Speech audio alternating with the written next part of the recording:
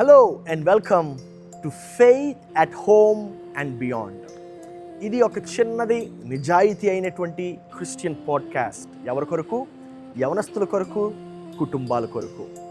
ఈ యొక్క పాడ్కాస్ట్ ద్వారా దేవుడు మన జీవితంలో జరిగేటువంటి ప్రతి కార్యాల్లో ఆయన కనబడాలి.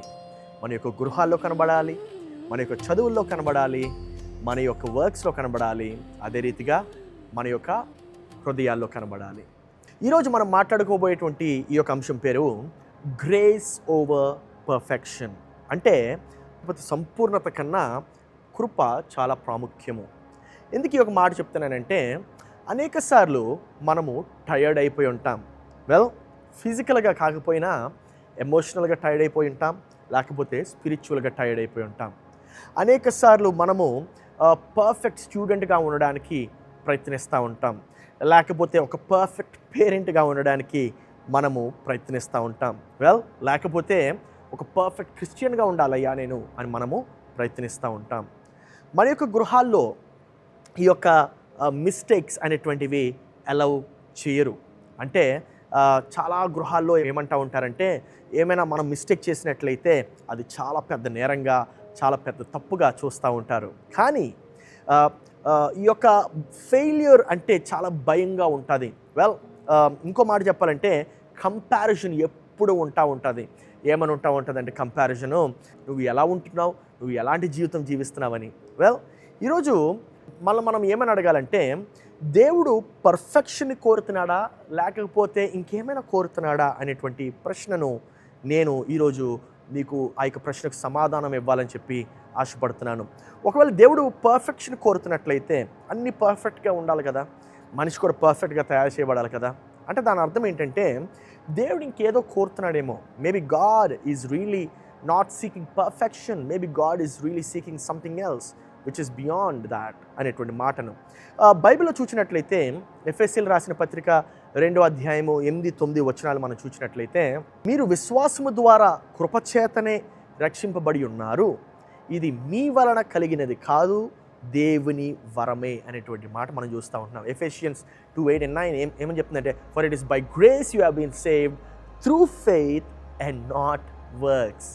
దాని అర్థం ఏంటంటే, మనకి కృప చేత మనం రక్షింపబడ్డాం, నీ యొక్క పర్ఫెక్షన్ ద్వారా కాదు.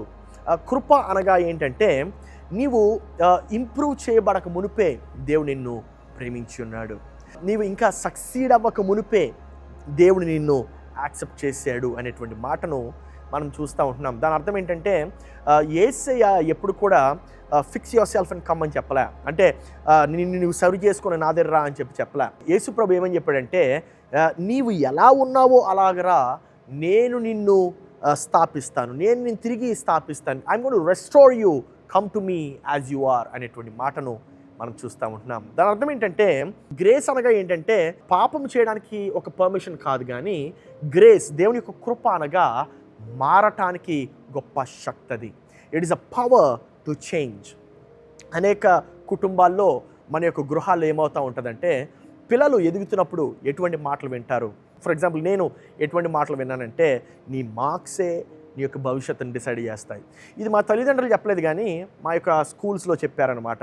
ఇంకా ఏమని చెప్తా ఉంటారంటే, కుటుంబాల్లో మనుషులు నీ గురించి ఏమనుకుంటూ ఉంటారు, నీ కజిన్ చూసావా అనేటువంటి మాటలు వింటా ఉండడం వల్ల ఏమవుతుందంటే, స్లోగా నీ యొక్క విలువ నువ్వు పర్ఫామ్ చేస్తేనే నీకు విలువ ఇవ్వబడుతుంది అనేటువంటి ఆలోచనలోకి మనం వెళ్ళిపోతూ ఉంటాం.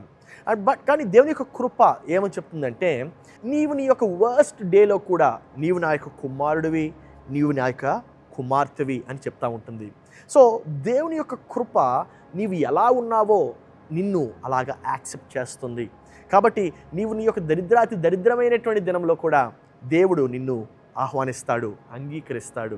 అందుకే తల్లిదండ్రులు నేను చెప్పొచ్చేటువంటి మాట ఏంటంటే, నీ యొక్క పిల్లలకి ఉట్టి ప్రెషర్ మాత్రమే కాదు, వారికి కృప కూడా కావాలి. యవనస్తులు చెప్పేటువంటి మాట ఏంటంటే, దేవుడు నీలో డిసప్పాయింట్ అయ్యలేడు, నీవు ఎలాగైతే ఉన్నావో నిన్ను అలాగ యాక్సెప్ట్ చేస్తాడు. కుటుంబాలకు చెప్పేటువంటి మాట ఏంటంటే, ఈ యొక్క గ్రేస్ అనేటువంటిది నీ యొక్క పర్ఫెక్షన్ విరిగినా సరే, అంటే నువ్వు పర్ఫెక్ట్గా లేకపోయినా సరే, దేవుని యొక్క కృప నిన్ను స్వస్థపరుస్తుంది. కాబట్టి మనము ద అతి స్పిరిచువల్ థింగ్ మనం ఏం చేయగలమంటే మనం అడ్మిట్ చేయాలి. ఏమనంటే, దేవా నాకు నీ యొక్క కృప ఈరోజు కావాలయ్యా. దేవా ఈ యొక్క విరిగి నలిగినటువంటి స్థితిలో నీ యొక్క కృప నాకు కావాలి.